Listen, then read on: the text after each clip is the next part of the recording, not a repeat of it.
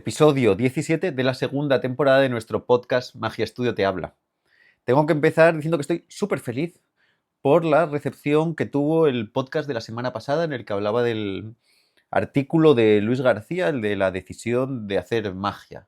Y bueno, espero que haya servido para alguna gente para acercarse a la figura de Luis si no la conocían, para los que les guste que se reivindique también un poco y también que abra un poco el pie a analizar artículos teóricos con unas perspectivas un poco particulares y que nos sirvan pues, para tener temas de los que hablar. Seguiré haciendo la segunda parte del artículo en podcast venideros. Tengo que esperar un poco porque me hace falta tener un poco más de paz mental y de tranquilidad para reflexionarlo, tomar notas y sentirme cómodo para explicarlo. Y como te diré más adelante y verás, no es la semana más adecuada para ello. Por supuesto, también esto es una cosa muy importante de recordar. Una parte es lo que yo te puedo decir del artículo y cómo lo interprete, pero en el fondo no deja de ser una interpretación de un texto muy complejo, que puede estar completamente equivocada y que, claro, siempre tomo desde mi punto de vista. También luego, por otro lado, es verdad que yo tuve cierta relación con Luis García, sobre todo en una época para mí especialmente formativa y me ayudó mucho, la verdad, y sobre todo con temas de dadas, me dio algunos consejos para uno de mis juegos favoritos, que es el Ases para conocedores, con una estructura. También se puede un día hablar un poco de las ideas que me dio Luis sobre la estructura. Y bueno, en fin, que sea como sea, es una interpretación personal del asunto. Y en los comentarios de YouTube hay uno del siempre acertadísimo Gustavo Otero, que en un par de frases suyas define exactamente, con una conversación que tuvo con Luis, la idea de la magia, la trampa y la conjugación de estos dos aspectos. Te la voy a leer directamente para que quede como aclaratorio y no tengas que, si estás escuchando esto en otra plataforma y te lo hayas pasado por alto, que quede, que conste en acta esta historia. Te lo voy a parafrasear simplemente las primeras dos frases del comentario de Gustavo. Hace muchos años, en el Hogar Canario, tuve una charla en el bar, y como en la conferencia él había dicho que era mago de verdad con poderes, yo le pregunté si realmente lo creía, y me contestó que sí, que para él las técnicas eran los poderes como si fueran las pócimas de Merlín, y lo que realmente la gente veía y sentía era magia verdadera hecha con pócimas, que son las técnicas mágicas. Me parece una idea preclara y me parece muy bien explicado. Luis siempre es muy acertado y Gustavo siempre es muy fino entendiendo este tipo de cosas. Que hablamos un poco de ese poder que Luis planteaba, y no me voy a poner ahora ya a repetirme una y otra vez sobre lo que ya dije la otra vez, pero que se vea esa idea que es mucho más compleja de lo que queremos entender a primera vista del acto mágico y de la imbricación entre la trampa, los poderes mundanos y los objetivos mágicos. Qué bonito, ¿no? Que nos dé esto también para reflexionar en ese tipo de cosas. Y ahora ya sí, a otros asuntos y menesteres. Lo primero es esto también, lo primero no, lo segundo, pero lo primero fue lo que te contaba antes, que digo, esta semana no tengo la paz mental para dedicarme a ello porque ya estamos a puntísimo de hacer la mudanza de la tienda. No tengo yo claro si la haremos a final de esta semana o principios o finales de la próxima, porque como siempre en las obras y en las reformas quedan detallitos y hay que hacer una mudanza y organizar las cosas, pero ya está todo muy ultimado y ya estamos. Yo ya estoy empezando a subir cajas de libros del sótano para llevar a la tienda nueva, para organizarlos, buscando nuevas sillas para la parte de abajo. Así que tengo la cabeza en un millón de sitios a la vez. Me hace una ilusión bárbara ya, por Dios, poder empezar allí y eso, que por si me ves un poco perding, un poco lost esta semana, pues probablemente sea por eso. Espero que aún así pueda mantener el ritmo de los podcasts, aunque sea eso un día tarde o lo que toque, pero bueno, que la vida es la vida y nos lleva por donde nos tiene que llevar y eso. Pero que vamos, que qué bien. No te olvides de hacernos una visita cuando nos cambiemos y si quieres pasar a despedirte de este local, que mucha gente por otro lado, también tengo que recordar una cosa, que la gente me dice, uy, es el local de toda la vida. Y bueno, es el local de toda la vida para nosotros o para la tienda nueva, porque nosotros nos mudamos ya una vez. Nuestra tienda está en San Mateo 19 y la tienda original de Encarnita, no la original, pero la originalísima, estaba en la calle Marqués de Cubas, estaba en el 17. Nosotros nos mudamos cuando cogimos la tienda, cambiamos de local. yo le tengo cariño, ahora lo pienso, pero la verdad es que me hace mucha ilusión el cambio y no me da tanta cosa. Pero bueno, eso, que ese lío lo tengo ahí. Y también, en más asuntos de la vida, tengo diferentes temas para hoy iba a decir, en un índice, en un programa muy particular. Tan particular es que voy a empezar no recomendándote algo de magia, pero sí una cosa que para mí es especialmente inspiradora. Y cuando digo especialmente inspiradora, digo muchísimo. Es una de las pocas cosas que veo y reveo una y otra vez. Yo no tengo ninguna tendencia a volver a leer libros o ver películas o series, porque siempre hay tanto en el horizonte, luego a veces un comiquín cae releído, pero no es una cosa que haga mucho. Y sin embargo, hay un documental que me pongo cada cierto tiempo y que me gusta muchísimo ponerle a la gente. Antes era una cosa oscurísima y yo no la encontraba en ningún sitio, la tenía ahí medio bajada, pero ahora me acabo de dar cuenta de que en YouTube, como pasa con todas las cosas de la vida, hace 6 años André Finnegan, y creo que hay un par de cosas más subidas de ello, publicó este documental. Se llama Gizmo, como el de los Gremlins, Gizmo. Es un documental de Howard Smith de 1977. Si buscas Gizmo Howard Smith, pues te lo encontrarás en YouTube. Es un vídeo de 1 hora y cuarto. Y para mí tiene una cierta unión con la magia. También estos últimos días, como estoy moviendo la biblioteca, voy sacando libros y hago lo que no se debe hacer, que es que me digo, uy, hace mucho que no miro este, me voy a sentar en vez de seguir llevando cajas un rato a echarle un vistazo. Y junto con las cosas para el libro de mentalismo, me estoy releyendo un poco las cosas de Robert Harbin. Un día también deberíamos hablar de Robert Harbin. Robert Harbin es un mago de origen sudafricano, de carrera británica, de la primera parte del siglo XX, uno de los grandes inventores de ilusiones y cajas y también de juegos pequeños. Y sus libros son preciosos, algunos son muy difíciles de conseguir, otros no tanto. Yo tengo The Genius of Robert Harbin y no sé si tengo por ahí alguno más, pero tiene muchas cajitas y aparatitos de estos de se juntan 2 hilos y un cordel y esto baja por aquí, se engancha por aquí, tira de un pañuelo. Muchas cosas que yo en el momento en el que los leo digo, uy, esto está muy bien para recuperar, para ver si puede fabricar, pero que a día de hoy son prácticamente imposibles porque aunque la impresión 3D y este tipo de cosas funcionan bien, hay mucha maquinaria y son complejos, las cosas que se fabricaban antes de este tipo de asuntos. Y me gusta mucho esa inventiva como loca e inocente, ¿no? ¿Y cómo engancho esto con Gizmo, el documental? El documental empieza con una frase que dice algo sobre los inventores que han tenido éxito y han hecho un montón de cosas fantásticas, pero que el documental va dedicado a los que no. Y es un vídeo que recopila vídeos, o sea, como cortes de vídeo de los años 30, 40, 50, 60, o sea, son cosas antiguas para ser en vídeo, de inventos rarísimos, de gente que intenta volar, que hacen patines con cohetes, aparatos rarísimos, gentes con habilidades de lo más variopinto, y encima está narrado muy divertido, con la gente presentando sus inventos a cámara y canciones compuestas para todo este asunto. Y habla de una cosa que a mí me gusta mucho y es la ingenuidad en el mejor sentido de la palabra ingenuidad, ¿no? No la ingenuidad del tonto, sino del que no se siente limitado por la vida. Y, y los inventos son todos, bueno, pues imagínate, o sea, se dan unas hostias como catedrales, la verdad, los de volar no van a ningún sentido. Hay una señora que monta una escuela de vuelo con alas, que ya te digo yo que salen las pruebas, no vuela ahí nadie.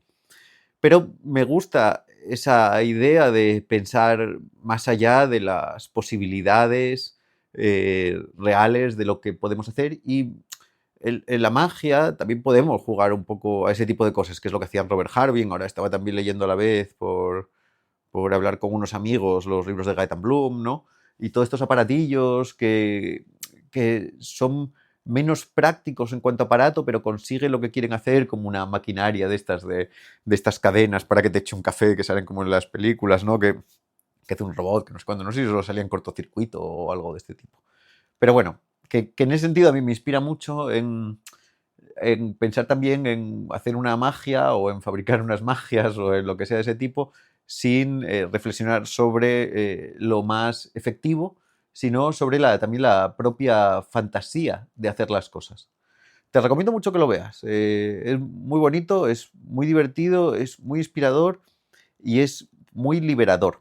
Porque nosotros, sobre todo también a veces en esta parte de nuestra escuela mágica tan heredera de la corriente estructuralista, pensamos en que las cosas tienen un único camino y una forma buena de hacerlas y no nos damos cuenta de que todas las formas malas y menos eficientes no nos llevan necesariamente a las ruinas, sino nos permiten jugar, ¿no? Que es una cosa muy liberadora. Y cuando necesito también algo que me desenganche, pues hago ese tipo de cosas, que es verme el documental de Gizmo o leerme libros tipo los de Robert Harding, para saber que no siempre hay que buscar el camino más efectivo para llegar a un determinado destino. Si tienes un ratito esta semana, échale un ojo porque estoy seguro de que al menos te lo vas a pasar bien.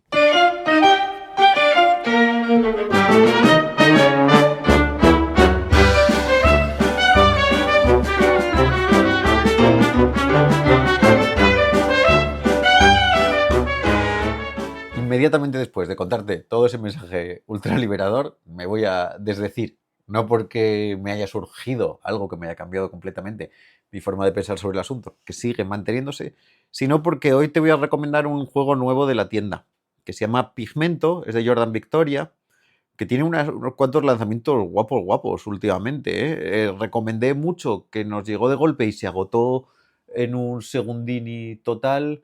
Su otro juego, My Intuition, que me está gustando un montón. Además, me parece que es una buena forma, estoy mirando ahí, de reutilizar las barajas Masterman y ese tipo de cosas, y me parece súper ingenioso. Uno de los mejores lanzamientos de los últimos tiempos en este pensamiento que tengo. Y este Pigmento de Jordan Victoria va un poco en esa misma línea.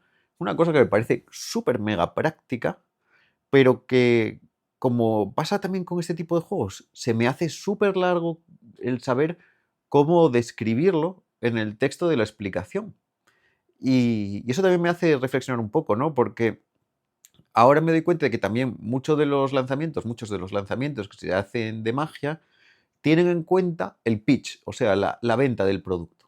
Y te lo ponen, en las descripciones de los productos de mayoristas. Dicen, esto se vende muy bien porque lo que le haces al cliente es que va así, pan, y le sorprenden. Y entonces, claro, me doy cuenta de que, esto parece una obviedad porque yo al final soy más naif que la leche, ¿no?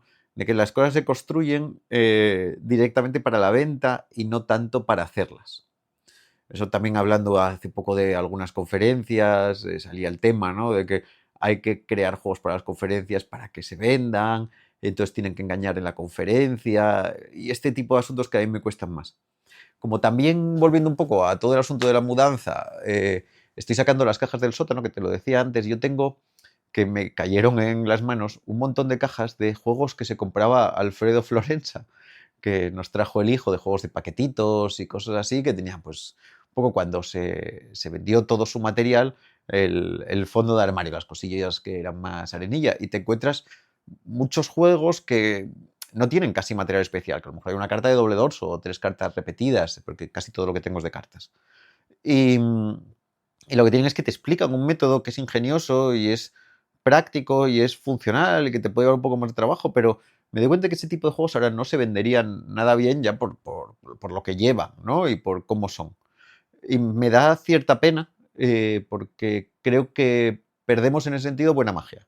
Y con eso llego a este Pigmento de Jordan Victoria, porque es una rutina, es compleja en la idea de rutina, y ya hablar de rutina al plantear un producto comercial ya se hace complicado, aunque luego nos vendan todas estas historias de que se pueden hacer 8 horas de magia con ello, pero normalmente no está, está planteado de forma que tú pudieras expandir un juego, pero no en el sentido en el que la parte estructural del juego esté pensada en el mismo sentido en el que lo plantearíamos si escribiéramos un juego de libro de magia, ¿no? Si nosotros pensamos en un juego tipo unos McDonald's, por poner un ejemplo básico que además me tengo que poner ya a trabajarlo para los Secret Files, ¿no? Podemos estructurar el juego de manera que tengamos una primera fase, que sea una aparición de ases, que luego los ases desaparezcan y se relocalicen. Y de esa manera, en ese tránsito de perderlos y relocalizarlos, es cuando se pueden cambiar por los ases de doble cara y entonces ya se puede estructurar la entrada de los elementos trucados de cara a la segunda fase de los McDonald's. En cualquier caso, esa cosa, como una pequeña referencia, yo la aprendí de un vídeo, creo, de Alexander de Kova, otro tipo también a reivindicar por otro lado. Y esas cosas que ya se hacen más complejas, que hay que como que pensarlas, que tienen una fase previa y que estas historias pues parece que se ponen un poco de menos. Y yo cuando veo una que lo tiene, digo, uy, esto va a estar guapo. Y este pigmento me parece que es fantástico. Para que veas un poco la estructura completa, sin aditamentos y estas cosas, para que nos entendamos. Tú primero juegas con 3 espectadores y las presentaciones son varias y se puede llegar a esto de muchas maneras. Pero primero le pides a un espectador que diga una palabra, la que quiera del universo o lo que sea, y puede ser como un calentamiento o lo que queramos, y tú intentas que tú te concentres para adivinarla, y a otro le pides que piense un color. La palabra además puede ser acotada o no ser acotada, eso depende de la presentación, pero no del método. Les dices que piensen eso, pam, y no lo adivinas. Lo dicen y te equivocaste. Dices, ves, es que este juego para mí es mucho más difícil, pero bueno, igual luego tengo una sorpresilla para después. Dejadlo ahí. Dejadme hacer otra cosa como calentamiento y luego si puedo ya vuelvo a eso, pero pensad eso que es libre. Sacas una tarjeta y escribes una carta. ¡Pam! La dejas la tarjeta cara abajo en la mesa y un espectador coge la baraja, elige una carta y bueno, tú, sea como sea, en un juego que vuelve a ser una movida estructural amplia porque puedes utilizar cualquier otro juego para ello, tienes predicha la carta elegida. Cuanto mejores en las condiciones, mejor va a funcionar esa rutina. Y cuando termina, sacas tu cartera.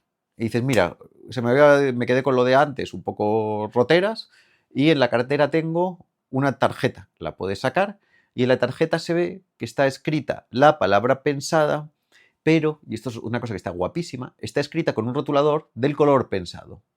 Y esa idea me parece fantástica, porque la revelación es muy interesante, ¿no? Si nosotros nos planteamos, esto te lo cuento ya, no solamente como publicidad para el juego, sino como una cosa que hablemos nosotros de estructuras de magia.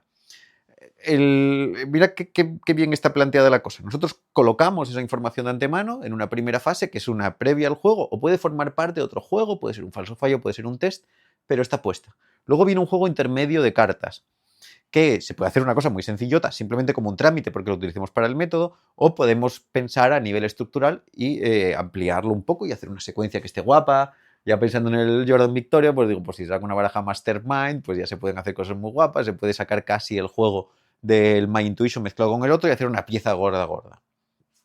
Pero obviamente en esa pieza, en ese juego, está escondido el secreto del juego siguiente, que entraría un poco en una cosa que deberíamos hablar un día también, que son las acciones de doble fondo de Camilo.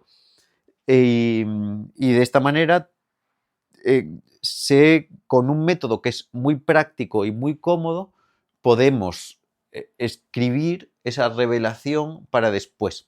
Porque lo bueno de la tarjeta es que la tarjeta se puede examinar, se puede regalar, o sea, donde está la otra tarjeta del espectador en la que está escrito la palabra con el color, porque para mí lo buenísimo, fuera de esto lo puedes hacer en negro normal y escribir 2 palabras, porque no deja de ser una especie de premonition o algo así, está el hecho del texto con el color, porque lo que te llevas aquí en cierta medida es un set de rotuladores que te permiten sacarlo y hacer todas las mandangas, escribir con el color que quieras, en una gama amplia de colores sin que el espectador lo note y sin que haya una restricción en el asunto.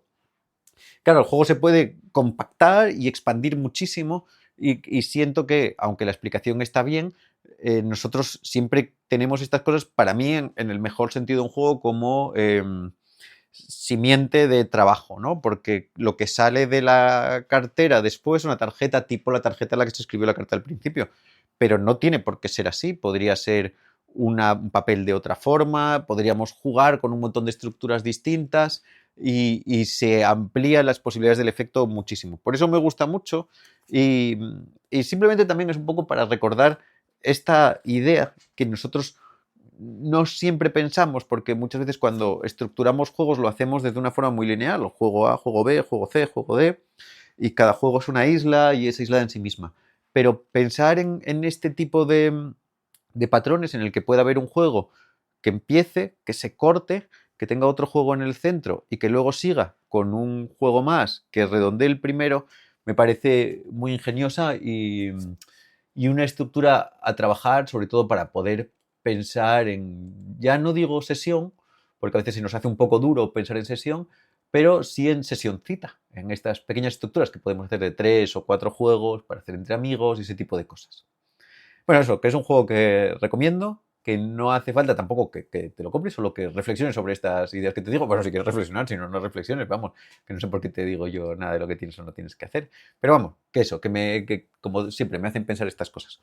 Aprovecho este momento para recordarte que me viene muy bien todos los likes, comentarios, subscribes y todo este tipo de cosas, y que hacemos todo desde magiastudio.com, y que eches un vistazo a los Secret Files, que hoy empecé el curso de cono y bola, y está muy bien. Y recuerdo el curso de cono y bola, que es que esto me hartaré de recomendarlo y recordarlo, que para hacer el cono y la bola no necesitas tener ni un cono ni una bola. Y puedes buscar a Faustino Palmero haciéndolo con una pelota de goma y una especie de tacita negra de dragones, para que sepas que los elementos no son lo más importante a la hora de hacer magia, sino la magia que hacemos con ellos.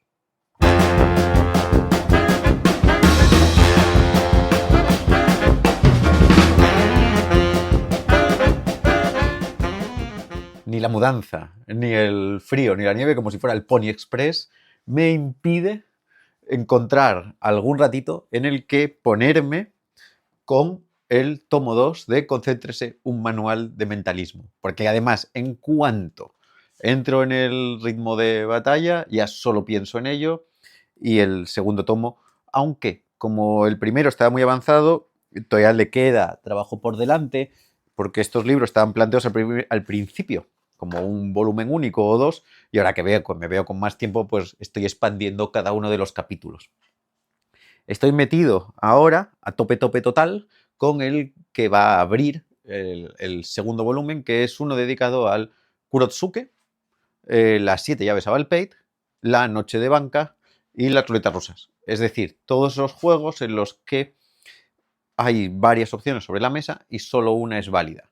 Puede ser porque solo una llave abre el candado, porque solo una bolsa tenga el clavo, en ese caso serían válidas las otras 5, no es para que romper la del bicho. Un espectador tiene la bolita blanca o un sobre tiene un billete. A partir de ahí hay muchísimas variaciones, pero todas para mí caen en el mismo saco. Y empiezo con uno de los juegos que llevo haciendo mucho tiempo, que me interesa mucho a nivel dramático, que es La Noche de Banca, el Just Change de Tom Sellers, que es este clásico en el que tienes 5 sobres, uno de ellos tiene un billete, los espectadores van nombrando sobres, se quedan los que no tal, y tú te quedas el último y dices, ¡jojo, alegría! Yo tengo el billete, vosotros todos perdéis. Esto me encantó desde que lo vi, yo creo que en los Easy to Master Mental Miracles de Richard Osterling. Luego con el tiempo descubrí que el método de Osterling, o sea, el que utiliza Osterling, que no se da crédito a sí mismo, que parece como que si me hubiera dado cuenta de que lo había robado, es de Carrel Fox, tipo que también me encanta, muy divertido y es muy práctico, muy práctico. Pero lo que pasa con muchos de estos juegos, y a nivel estructural es durete, es que al final ganas tú y los espectadores pierden. Y para mí, todos estos efectos se juntan en un mismo grupo, que son los juegos ligeramente anticlimáticos para el devenir dramático del juego. Y ahí meto también esos juegos en los que esto no se va a poder hacer, ¿no?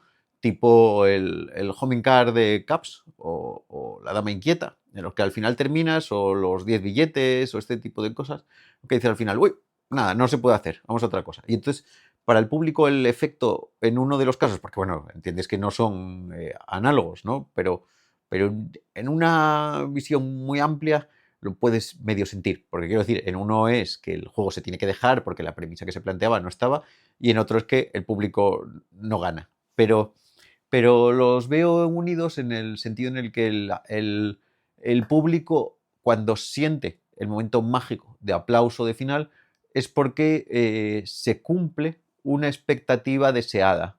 Y en ninguno de estos dos casos se produce eso. No quiero decir con ello que siempre se tenga que producir la expectativa del deseo, que todos los deseos de los juegos se tengan que sublimar.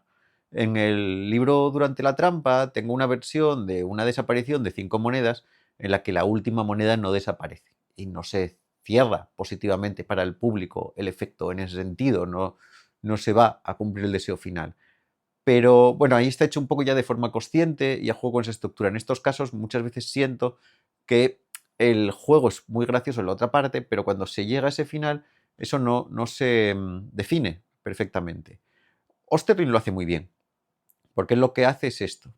Él tiene uno de los sobres, que es el sobre número 3, pongamos, ¿no? Pues los tiene numerados con rotulador, y le dice, les va recomendando a los espectadores que elijan ese sobre.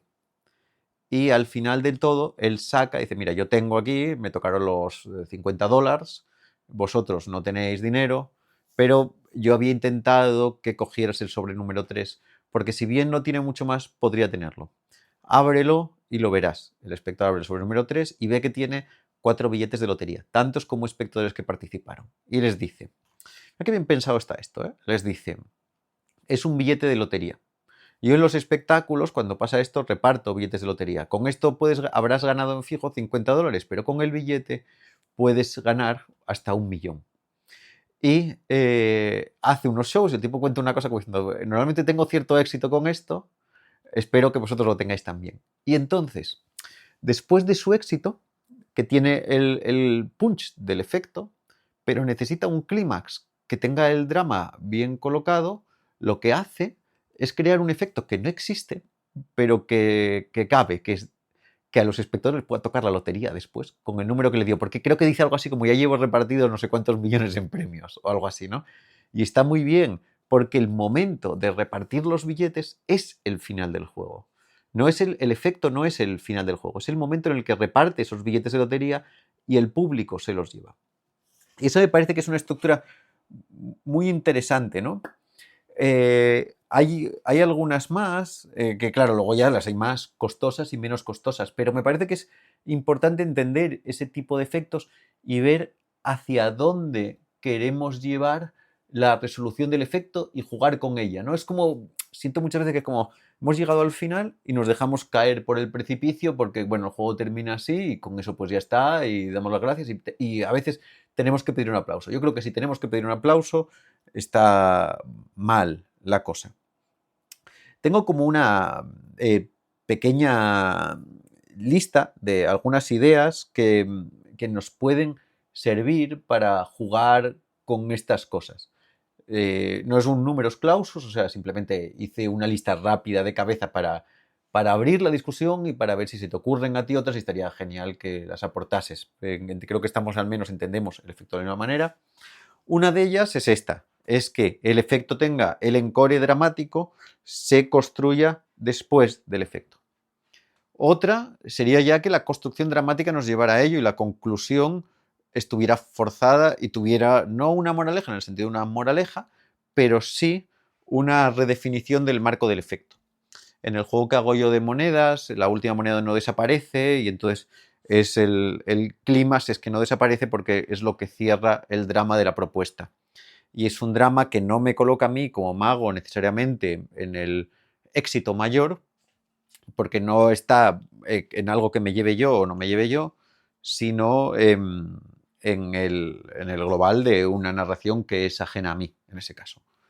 Luego, una de las opciones también divertidas es cuando el éxito es fracaso. Esta es más complicada de llevar a cabo, pero se puede reconstruir de muchas maneras. Y yo recuerdo haber visto a Derren Brown cuando fuimos a ver Infamous y ahí hacía algo parecido, ¿no? Porque él le decía a un espectador, un sobre de estos dos tiene 50 libras, no quiero que te lo lleves. El espectador hace todo el papapán y se lo lleva. Y dice, toma, 50 libras. Y dice Derren Brown, vaya, hombre, bueno, te las quedas. No quería que te los llevaras porque en el otro sobre hay 300. Y ese final, ya claro, ya no es un final plano. Porque el problema para mí de estos asuntos, sobre todo, es que el final es muy, muy plano. Se plantea una premisa, el mago gana, el público pierde y chimpún, y no hay nada a lo que agarrarse para entender un jugueteo. Esos yo los llamo, son los casos, en el caso tipo de Rembrandt, es en el que el éxito es el fracaso. Y a mí esos me gustan muchísimo porque me parece que son muy divertidos. Otra opción también es que el objeto, estoy hablando de estos juegos tipo Noche de Banca, sobre todo, nos dé continuidad inmediatamente después.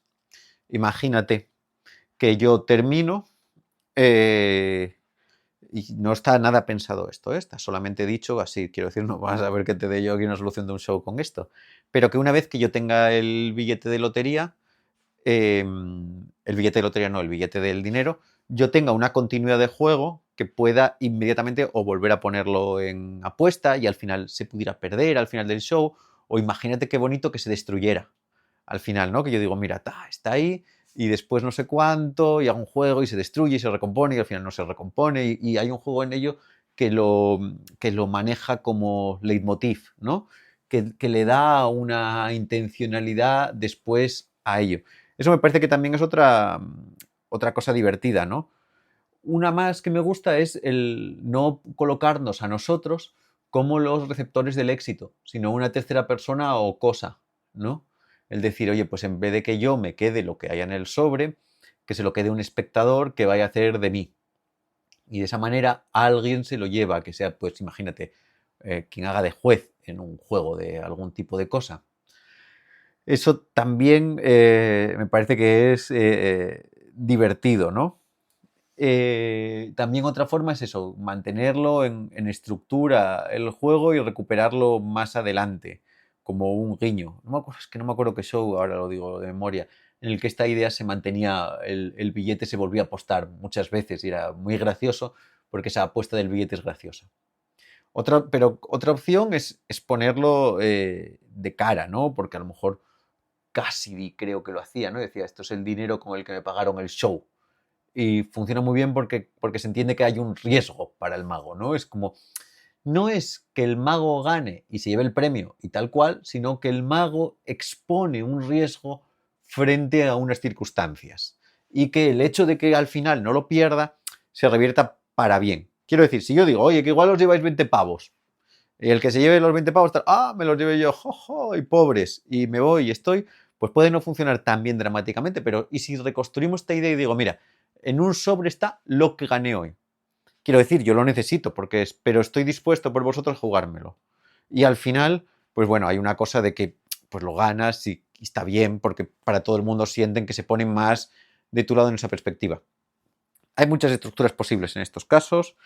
A mí me gusta sobre todo pensar los juegos de esta manera, ¿no? En cuando llego a esos finales, ver cómo se reconstruye eso para que el juego no termine como de esta manera. Y otra cosa que también me parece que es divertida en algunos casos es cambiar el objeto en el que esté el éxito.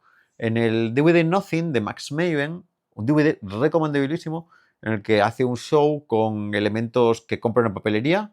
El primer juego hace ya trampa directamente, porque utiliza un dado sin dos el tío. Pero que está bien y lo hace con estos de LL Publishing de toda la vida y hay un speech previo de Maven que les dice a los espectadores que reaccionen naturalmente, que no se pasen 100 pueblos, porque están nuestros amigos de todos los vídeos de LL Publishing preparados ahí para romperlo con todo. Y hace algo al principio y entonces dice como, bueno, no, mire, a ver qué hora es. Y entonces mira y dice, coño, no tengo el reloj. Y luego hace la noche de banca, porque no deja de ser una noche de banca con un dado y tiene seis bolsas de papel y entonces van tirando los dados los espectadores y se van quedando lo que hay en las bolsas. Y en cada bolsa hay algo muy cutre, pero muy gracioso por cutre. Quiero decir, porque se llevan cosas. Esto también es interesante y es otra opción que se puede hacer, ¿eh? Que es que la gente no se vaya de manos vacías y se vayan con algo gracioso. O que, como el billete de lotería, no tenga un valor real, pero sí un valor simbólico. Eso es una vía para mí súper interesante de repartir el éxito. Pero bueno, en este caso el tipo va dando y dice como, mira, tengo aquí una peladura de mandarina. Que son cosas de ese tipo. Dice, pero bueno, una peladura de mandarina está genial porque tú la dejas ahí seca y da el olor y no sé cuánto, ¿no? Y luego dice, pero tengo una lata vacía de Coca-Cola, no me acuerdo, cosas de ese tipo, ¿no? Dice el tío, bueno, mira, te puedes echar ahí, yo qué sé, lo que sea, y llevártelo y tal, ¿no? Y cada regalo de cosa vacía y absurda, pues tiene su cierta gracia. Y al final le queda la última bolsa y en la bolsa está su reloj. Y me parece que es una forma buenísima de gestionar ese asunto, ¿no? Porque tú ganas, pero ganas lo que habías perdido. Y el final retrotrae a ese momento en el que tú no sabías lo del reloj y queda muy gracioso. Me parece que está como muy bien definido. El público no siente el mago ganó y nosotros perdimos, sino como el ingenio en esa construcción dramática. Bueno, ahí queda eso, que le podría dar más vueltas, pero al menos que quede un tema para pensar y otro día hablaremos de juegos en los que eso, que digo, y al final no se puede hacer el juego, cada uno en su casa, un aplauso. Porque, porque cómo se sublima un juego de ese tipo, ¿no? En el que al final no se pudo, este no estaba. Tiene que haber algo que lo potencie. Yo pienso en ese sentido también mucho en la sal de Caps, ¿no? Tanto en Caps como en Mario, como en Joaquín, como esos efectos sí que están bien definidos, porque hay como un aluvión final, es como no se puede porque esto para y tú le das y tiene como un pam, pim, pum, y está, pero hay otros que terminan como diciendo, no se puede, que funciona como un McGuffin, ¿no? En el sentido, por ejemplo, el Homing Card, pero tiene que haber una... A Caps le funciona, porque acaba con el último pintaje que funciona muy fuerte, pero hay que saber definir ese final y hay que tener eso muy bien estructurado para que el chimpún del efecto lo defina. Y vuelvo a repetir, no siempre tiene que terminar todo de cara a los espectadores, no siempre tenemos que acabar con vientos favorables, también se puede acabar con un drama, pero a veces hay que saber jugarlo. Nosotros no tenemos tampoco las herramientas necesarias siempre, porque yo a veces digo, jo, con un fundido al negro todo se arreglaba. Si pudiera tener un fundido al negro al final de ese efecto, ya estaba, porque le da el cierre. El problema muchas veces es que tenemos que cerrarlo con la misma energía que lo terminamos y luego entrar con otro juego. Pero bueno, eso ya es harina de otro costal y para discusiones posteriores. Espero que este podcast, como todos, te haya gustado, que te pueda acompañar mágicamente un poquito cada uno de los días, de cada semana, un ratín. Y sin más, te emplazo, que queda bien eso decir te emplazo, a que nos echemos otro ratillo de magia, tú y yo, la semana que viene, iba a decir a la misma hora en el mismo Batcanal, en el mismo Batcanal sí, a la misma hora no lo sé porque todavía ando muy liado con esto de organizar los días de grabación, porque quiero poder hacerlos bien, con calma en casa, para que me pueda dejar divagar hasta estos extremos absurdos en los que quedo normalmente. Nos vemos la semana que viene.